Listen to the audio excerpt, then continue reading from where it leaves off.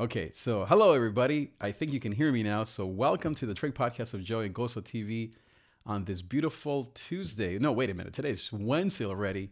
Sorry that you couldn't hear me there for the first couple of minutes, but I think you can hear me now. So thankful to be here with you. Let me just check the audio once again.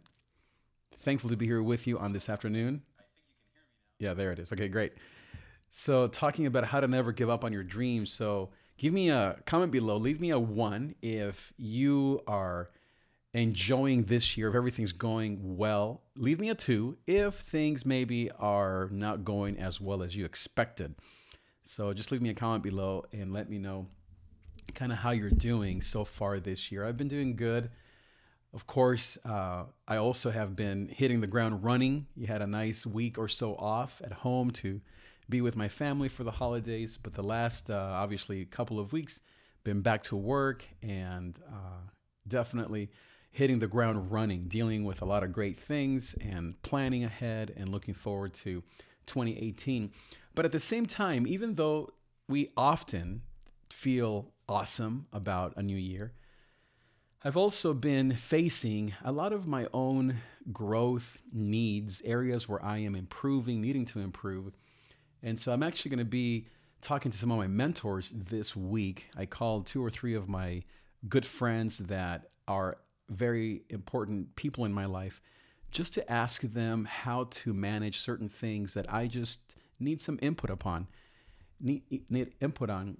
And I think that one of the lessons on how to never give up on your dreams that I wanted to share with you is the value of you looking for a coach, looking for a mentor. Obviously, I mentor a ton of people, but even mentors, meaning like myself or coaches, we also need a coach.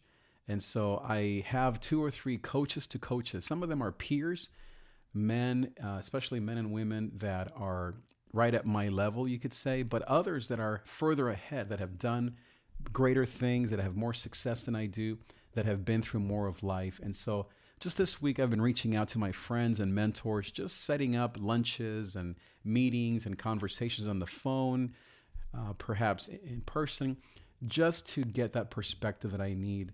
Because you can always tell, I know I can, when I am needing perspective. Normally, if I am in my head a lot, then I know that it's time for me to reach out to somebody in my life. If I feel myself wanting to get overwhelmed or anxious or worried about a certain situation, then I know it's time for me to also reach out to people. So you have to know yourself. You have to know when you are basically running out of steam. I think that the hardest thing for most achievers and creatives is to know your limits. And so, by the way, let me check if the chat is on here. Okay, so this is a new feature I have called Restream Chat.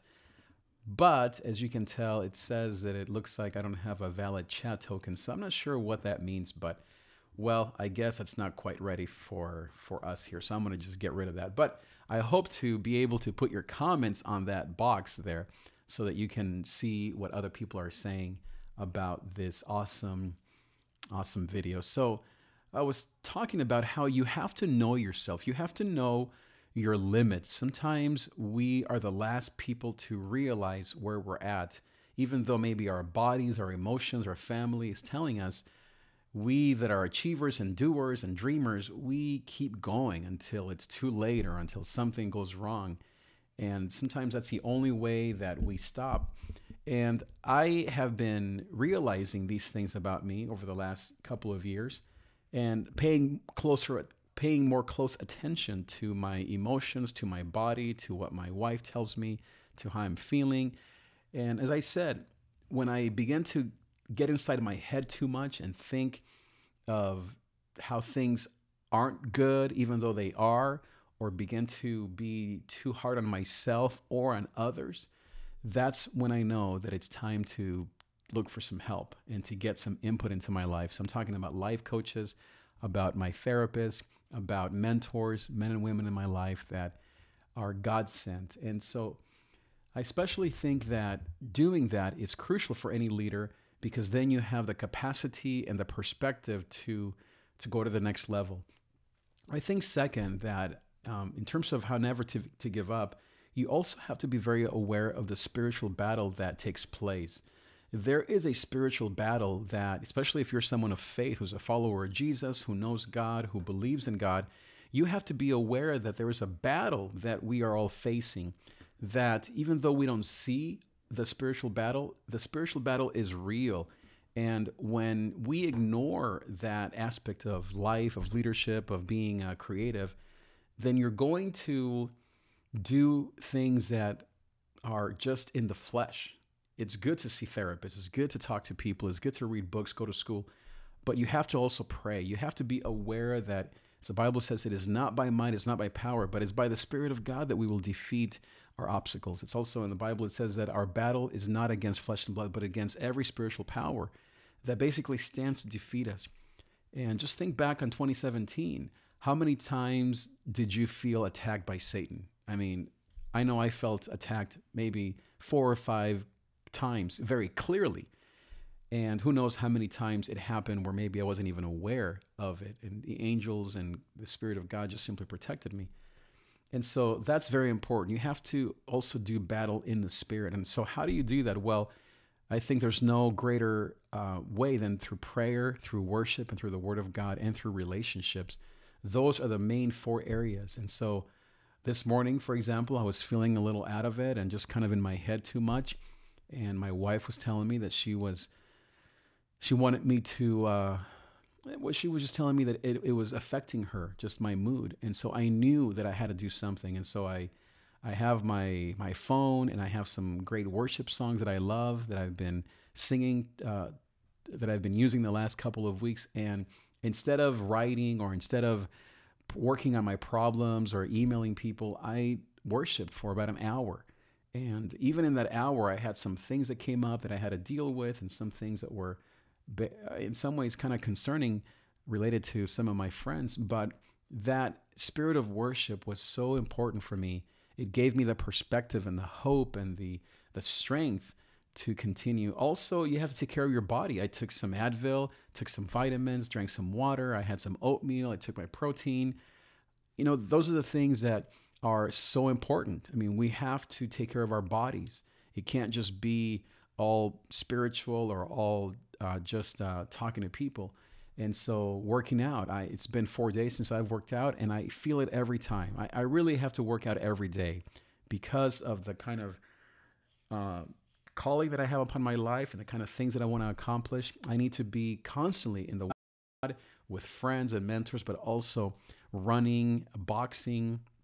I love to play basketball. I love to, as I said, box, run, exercise. I have a trainer that I've been working with for the last few months, lifting weights, all these things that I love to do. I have to keep at them. Another thing that I do that's helping me to never give up, maybe it's also a good thing for you, is I have an app on my phone, and I can show it to you here. Maybe you can just see a little bit of what the app is called. It's called Habit Share. And my friend Cliff Ravenscraft, he talked about it. And so I'm not going to show you all of my commitments because they're personal, obviously. But I have an app, as I said, called Habit Share. And on there, you can write down your commitments, the things, the habits that you want to make. And they're not resolutions per se, at least for me. They're more habits that I want to continue, or that I want to have. And so one of them, for example, I can share with you, is just taking my vitamins every day. Just that simple. Another one is to spend time with God every morning. And sometimes it could be, Fridays would I do that. Hello, Robert. Bike rider. Yes, I know. I love going on bikes, rides, but I'd actually sold my bike about a year ago. Just it wasn't quite my thing. It's so dangerous out here to go on bikes. But thanks so much, Robert. But I was saying how you have to have certain habits in your life so that you can remain strong and remain focused on your calling upon your life. And so this app that I have called Habit Tracker, it's free for Android and for Apple, for iPhone. It helps me. What it does is it has all 7 days, Monday through Saturday or Monday through Sunday. And then every day you just say yes, no, or skip if you kept that habit or not. And what I recommend is to not get so distracted or to not become a perfectionist with those habits. I used to have 6, 7 habits. Now I only have three, maybe 3 or 4, because you have to know how to use these tools so you're not out there trying to do so much and then defeat the whole purpose of the app. So I think so. Those are 3, 4 tips. Maybe another tip that is huge is to have relationships that are nourishing to you. We all have things that we have to do, people that we have to talk to. But for me, I have a few friends that I really enjoy being with. And I'm an INFJ. I'm someone who would rather be in my head, or who would rather read a book, or who would rather be creating or preaching a sermon or reading or studying. But when I'm with these friends, I really feel at home. I feel at peace. I enjoy them. One of them is younger than me. Well, they're both younger, but one is maybe 20 years younger. One is maybe only, I don't know, 10 years younger. The point is that we're basically 3 different generations. And that is just a joy for me. We all play music. We all love to eat. And then I have 2 other friends that are older than me that are also just fun friends of mine. We go out, we talk about life, we joke around. They're, an older generation. So, older people, they have a whole different way of cracking jokes and living life and talking about what hurts and all that good stuff. And I really enjoy them because they are people and men who give me perspective. And I also had, and I don't do that right now, but I had it all of last year. I had a mastermind, basically a group of other fellow leaders who would come together every month or so to go over all of our issues and perspectives and plans for 2018, just thinking through, excuse me, where we're headed. And then we would resource each other through books, through scripture, through maybe just ideas, and ask each other questions. Sometimes there were hard questions that were challenging for me, but most of the time I felt encouraged, and most of all, I felt like I was being accountable in my plan so that I could accomplish and I can accomplish the things that I feel called to do. So never giving up is something that I think all of us face, right? Whatever you're trying to accomplish, whether it's something as maybe as practical as weight loss, or it could be something in leadership or plans that you have, or a creative pursuit or a passion project. All of us have callings and dreams upon our lives that we pursue, but discouragement and feeling like giving up is very common. And yet I find that not enough people talk about the journey. We either, especially here online, we only hear of stories, of success stories of people that made the $1 million, who ran the marathon, or who are super athletes, or we don't hear from anyone. Or I guess we also hear all the negative stuff, people that maybe we ourselves entertain negativity, is what I guess I'm trying to say. Maybe watching the news or being online, commenting or gossiping or getting all worked up over things. And I think instead we need to be talking about what are the ways through which we are staying focused and remaining positive in spite of adversity. That's why I love the verse that I used for this show. Out of Psalm 30, it says that though there's pain in the night, gozo, or joy, comes in the morning. And I love that because it's such a very honest passage. It says that though there is pain in the night. And I love that it's that phrase, pain in the night, because it seems like that most of us struggle with thoughts or with depression or anxiety or anger or whatever at night, right? Or maybe it's in the morning, but I don't know. It seems like nighttime is when things sort of flood your head. And so the Bible clearly says, though there is pain in the night, what does it say then? Psalm 36, joy, or gozo, as you know I call it, gozo means joy in Spanish, comes in the morning. And that word joy is a very beautiful word. I've studied it in Greek and Hebrew, and it's a word that talks about, it's a weapon.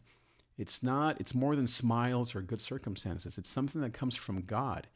It's something that comes from strength. It's a weapon. It's a way to defeat your enemies. You have to stand for gozo. You have to choose joy. You have to practice it, like exercise or eating healthy or or going to hang out with your kids. These are practices and disciplines, and discipline isn't a terrible word. Disciplines or practices or intentions, as some people call them, are things that we focus on, that we long for, that we desire. And when we choose joy, or when we choose to focus on gozo, it really is a weapon that defeats all of those negative thoughts that come our way. And so, to summarize, if you're tuning in late, I was talking about 4 ways that we can overcome our obstacles, or 4 things that we can use to never give up. Number 1 is the power of relationships. Number 2 is the power of intimacy with God. Number 3 is the importance of mentors. And then the 4th one is the weapon, or the weapon of joy, of choosing gozo. Now, how do we do that? So how do we practically practice these things? Well, number 1 is ask yourself, here's the main, where am I right now? I don't mean physically, like where are you, but how are you doing with the challenges in front of you? Are you ignoring things? Are you hiding like an ostrich, hiding your head? Are you getting angry? Is that the way that you're dealing with things? Are you eating your way out of problems? Are you using an addiction or anger? Are you overcommitting? Are you becoming a perfectionist? How are you doing? Second, what do people say? Especially those closest to you. What are the results? What's the fruit of your labor? If you think, oh, everything's great, and yet your kids are angry or upset or afraid of you, then something is wrong. If you think, oh, I'm doing awesome at work, and yet you can't get along with anyone, then something is off. So you have to ask yourself, how are things going? And then third, and I think the most important one is, are you loving your life? Are you having joy? Are you experiencing gozo? Are you experiencing joy? I don't mean ease. I don't mean that life is perfect, but I mean that you have this built-in, God-given kind of strength, basically. You have this energy that keeps coming back. You look forward to the next day, even though there may be difficulties. So I hope that with these few tips that you can maybe grow with me on how to persevere. For me, yes, these last couple of years, maybe even longer, maybe 6, 7 years, I've often felt like giving up. In my head, I gave up, or physically or spiritually, I felt like I just can't do this. But I've always had to evaluate, do I feel called? Do I feel strengthened? Do I feel like there's fruitfulness? And that is why I continue to persevere, even though I have to do a bunch of things to stay connected to God and to my focus and to my purpose. And the fact is that I feel encouraged. There is pain. There is difficulty in leading anything, and in being a creative, or being a pastor, or being a leader, or being a father, being a mom. Any type of role where you're giving and you're pursuing greatness, you're going to face all kinds of stuff. But what I have found is that God keeps reminding me, I would say daily, of how good He is. How?